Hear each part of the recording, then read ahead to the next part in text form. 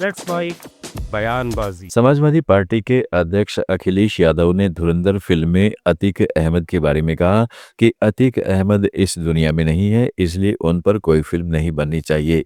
यादव ने चुटकी लेते हुए कहा कि हमारी सरकार आने पर हम गांजागंज नाम से फिल्म बनवाएंगे। जो हिट फिल्म है उसमें अतीक अहमद दिखा दिया तो आप नहीं, अतीक अहमद का से क्या है? देखिए, अतीक अहमद दुनिया में नहीं है। अतीक अहमद दुनिया में है क्या? क्यों फिल्म बना रहे हो आप? क्यों निगेटिविटी लाना चाहते हो आप? अच्छा, कौन कौन साथ थे उनके? क्या बीजेपी के साथी नहीं थे साथ? अच्छा, क्या बीजेपी के साथ लोग हैं वो साथ नहीं थे? ये आप जानकारी करिए। बीजेपी के साथी और समाजवादी पार्टी के मेंबर होना एक ही चीज है। जो ताकतवर होता है वो हर दल में रहता है। अच्छा, इसीलिए आपके दल में था और आपके बीजेपी के साथ नहीं था, उनके नेताओं के साथ नहीं था, उनके नेताओं के साथ नहीं थे। बताइए। ये तो आप बताएंगे। वो तो आपको भी जानकारी रखनी चाहिए। अगर समाजवादी पार्टी की जानकारी है तो बीजेपी के नेताओं की भी तो जानकारी होगी आपको।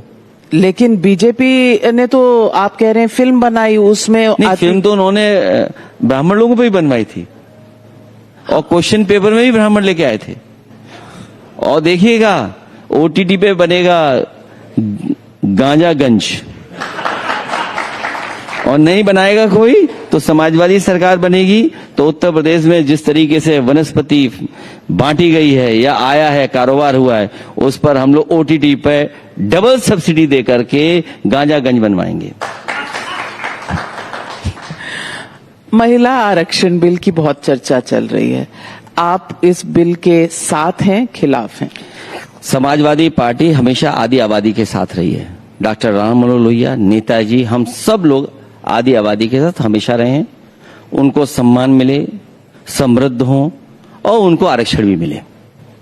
आप ये बार बार जो संदेश दे रहे हैं अपने पीडीए में ए को जो आप कर रहे हैं, अगड़ा और अल्पसंख्यक, ये जो मैसेज है, आपको लगता है कि 2027 का चुनाव इसी डेफिनेशन से, इसी से आगे बढ़ेगा, जीता जाएगा? पीडीए के साथ साथ पीडीए जुड़ेगा, हम लोग बहुत ऐतिहासिक चुनाव जीतेंगे। एक अखिलेश जी, आपके राजस्थान के पूर्व मुख्यमंत्री अशोक गहलोत ने इंतजार शास्त्र चैप्टर 5 में भाजपा सरकार पर विकास के नाम पर सुस्ती का आरोप लगाया है। उन्होंने कहा है कि मुख्यमंत्री आवास से महज 100 मीटर दूर जयपुर के सिविल लाइंस आरओबी की हालत देखकर शेष राजस्थान का अंदाजा लगाया जा सकता है। गहलोत ने कहा है कि उनकी सरकार ने 2021 में इस आरओबी को जाम से राहत देने के लिए शुरू किया था, लेकिन 2026 आ गया और भाजपा की सुस्ती और राजनीतिक द्वेष के चलते यह प्रोजेक्ट अब एक्सीडेंट जोन बन चुका है। कांग्रेस नेता इमरान प्रतापगढ़ी ने कहा है कि राहुल गांधी की टी शर्ट पर सवाल उठाने वाले भाजपा मंत्रियों के पास कोई और काम ही नहीं है। प्रतापगढ़ी ने कहा है कि ये कहकर वे देश के युवाओं का अपमान करते हैं। टी शर्ट में जब संसद में पहुंच जाते हैं तो किरण रिजिजू कहते हैं कि बहुत कैजुअल है राहुल गांधी, प्रियंका गांधी इनसे अच्छी लीडर ऑफ अपोजिशन बन सकती है। आप इत्तेफाक रखते हैं इस बात से? सबसे पहली बात तो कोई ड्रेस कोड नहीं है पार्लियामेंट का कि टी शर्ट में कोई नहीं आ सकता, इसमें गुनाह संजीदगी, मतलब आप इसका मतलब देश के 50% से ज्यादा युवाओं का अपमान कर रहे हैं यह कहकर के कि जो टी शर्ट पहनता है वो संजीदा नहीं होता। मतलब आप सूट पहन के आएंगे तो आप संजीदा हैं। जो इस देश का गरीब गुरबा जो धोती कुर्ता पहनेगा वो संजीदा नहीं है, जो टी शर्ट पहनेगा वो संजीदा नहीं है। संजीदा सिर्फ 10 लाख का जो सूट पहनता है वो है। ये बहुत ही गलत उपमा है, पहली बात। दूसरी बात यह कहना कि leader of opposition Priyanka ji होती, मुझे लगता है किरण रिजिजू जी भाजपा में है, भाजपा ने उनको संसदीय कार्य मंत्री का काम दिया है, वहां वो तय करे ना कि कौन पेट्रोलियम मंत्री होगा, कौन रील मंत्री होगा, कौन रेल मंत्री होगा। वो अपोजिशन में थोड़ी तय करेंगे कि कौन लीडर ऑफ अपोजिशन होगा, कौन जो है वो दूसरी सीट पे बैठेगा। ये तो पार्टी तय करेगी ना। हमारी पार्टी की अपनी रणनीति है। राहुल गांधी जी नेता प्रतिपक्ष हैं, प्रियंका जी बहुत शानदार बोलती हैं, बहुत भावुकता के साथ बोलती हैं, वो अपनी बात, अपना रोल अदा कर रही हैं। तो अब ये भाई बहन का जो बड़ा मधुर सा रिश्ता है ना, इसको वो लोग बिल्कुल नहीं समझ सकते जिनको पारिवारिक रिश्तों की मर्यादा का मान न हो। लेकिन ये भी आरोप लगते हैं विपक्ष पर, क्योंकि संसद का आप जिक्र कर रहे हैं, ये भी आरोप लगते हैं कि कंस्ट्रक्टिव आप कुछ करते नहीं, संसद को डिस्ट्रैक्ट करने का काम करते हैं, तख्तियां लेकर पहुंच जाते हैं, वेल में आ जाते हैं, नारेबाजी करने लग जाते हैं। संसद ऐसे नहीं चलेगा, विपक्ष को अपना एक कंस्ट्रक्टिव रोल भी निभाना संसद ऐसे पड़ेगा। चलेगा कि आदरणीय स्पीकर साहब आएंगे, चेयर पे बैठेंगे और उसके बाद कहेंगे बच्चों अटेंडेंस लगाओ, बच्चों कौन कौन प्रेजेंट है ये बताओ। अरे ये क्लासरूम नहीं है। कांग्रेस नेता पवन खेड़ा ने मोदी सरकार की विदेश नीति पर निशाना साधा है। खेड़ा ने आरोप लगाया है कि दबाव के आगे झुकने से देश की स्वतंत्र छवि को ठेस पहुंच रही है। लेट मत जाइए इजराइल के सामने, झुक मत जाइए अमेरिका के सामने, रुकिए साहब, क्योंकि हम जिस परंपरा से हैं वो 1971 की परंपरा है।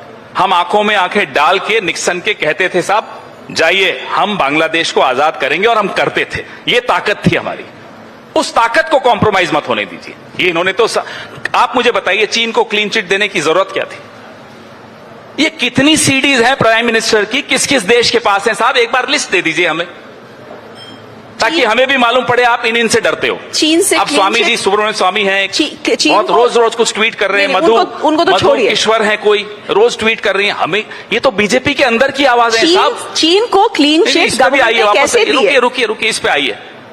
ये बीजेपी के अंदर की आवाजें हैं। क्या सुब्रमण्यम स्वामी को बीजेपी से बाहर करने की हिम्मत दिखाई इन्होंने? नहीं, क्यों नहीं दिखाई? वो क्या क्या लिख रहे हैं मैं बोल भी नहीं सकता, ऐसी ऐसी चीजें वो लिख रहे हैं।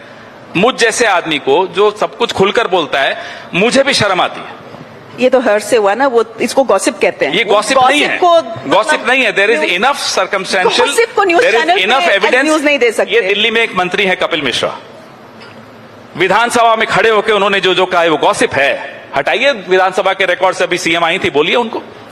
कैन आई जस्ट, ये गॉसिप नहीं है ma'am. Can I just come back to the issue of the prime minister? आप कह रहे हैं prime minister, I am discussing the issues of the prime minister. So आप कह रहे हैं several issues of the prime minister. आप कह रहे हैं कि सीधे खड़े रहे, ना इधर झुके ना इधर झुके, लेकिन अमेरिका के सामने लेट गए। ठीक है, your words not mine. I want to ask you, did you hear the prime minister's speech in the Rajasthan Pradesh Congress अध्यक्ष गोविंद सिंह डोटासरा ने भी कहा है कि मोदी सरकार अपने फेलियर को भी बढ़ा चढ़ाकर उपलब्धि बताती है। डोटासरा ने कहा कि मनमोहन सिंह के समय पेट्रोल डीजल का स्टॉक 73 दिनों का था, लेकिन 11 साल बाद भी कोई सुधार नहीं हुआ है। मनमोहन सिंह जी देश के प्रधानमंत्री थे, तब हमारे पास में जो स्टोरेज था, यहाँ पर पेट्रोल और डीजल का 73 दिन का स्टोरेज की व्यवस्था थी। आज हम 11.5 साल बाद में तो वही 73 दिन की स्टोरेज है। जिस दिन ये युद्ध शुरू हुआ उस दिन केवल 42 यानी 42 दिन का स्टोरेज इनके पास में उपलब्ध था। और पता लग गया कि किस तरीके का माहौल है, और यहीं से पता लग जाता, आम आदमी को पता लग रहा था कि खाड़ी देशों में युद्ध शुरू होने वाला है। आपने 11 साल में 1 लीटर भी स्टोरेज का व्यवस्था नहीं की, लेकिन आप कम से कम वो 73 दिन की व्यवस्था तो कर सकते थे, वो व्यवस्था भी इन्होंने नहीं की, जिसके कारण से आज हमारे पास में केवल 24 दिन का पेट्रोल और डीजल की व्यवस्था है। आज जो गैस के जो वहां पर वापस आना शुरू हुआ है, वो ये कोई मोदी जी की मेहरबानी नहीं है। ये मोदी जी की मेहरबानी नहीं है कि 5 साल पहले इन्होंने ईरान से गैस लेना बंद कर दिया था, अब वापस इन्होंने वो जो प्रतिबंध लगाया हुआ था वो प्रतिबंध हटा दिया, तो ईरान की गैस लेने के लिए हम लोगों ने सरेंडर कर दिया। इसलिए जब पहले बंद किया, अमेरिका के दबाव में बंद किया, अब चालू किया, तो एक कारण तो ये बन गया कि ईरान को लगा कि चलो हमारा मार्केट वापस खुला है। और दूसरा, जो इंडिया के लोग, चाहे वो जम्मू कश्मीर हो, चाहे दूसरी जगह हो, चाहे हमारे लोग ईरान में रहते हो, उन सभी लोगों का दबाव बढ़ा वहां की सरकार के ऊपर कि भाई हम आपके लिए हैं, हमारी जो मित्रता है उसकी वजह से हम आपको सपोर्ट जो कर रहे हैं, आप सही हो।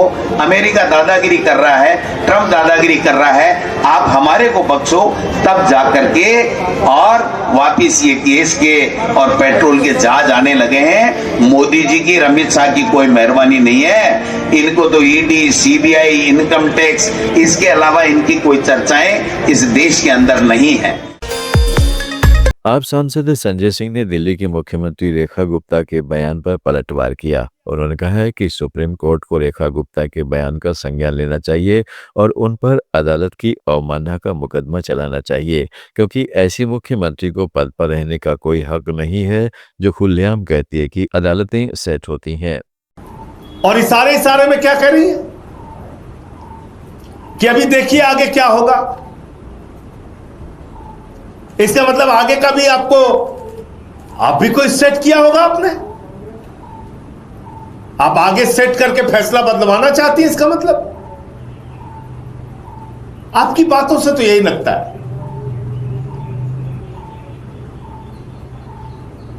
हमने तो कभी ऐसा सपने में भी नहीं सोचा कि अदालतें सेट होती हैं, लेकिन भारतीय जनता पार्टी की एक मुख्यमंत्री खुलेआम कह रही है कि अदालतें सेट होती हैं। इसका मतलब हमारे खिलाफ जितने फैसले आए अदालतों से, वो अदालतों को सेट करके बीजेपी ने लिया।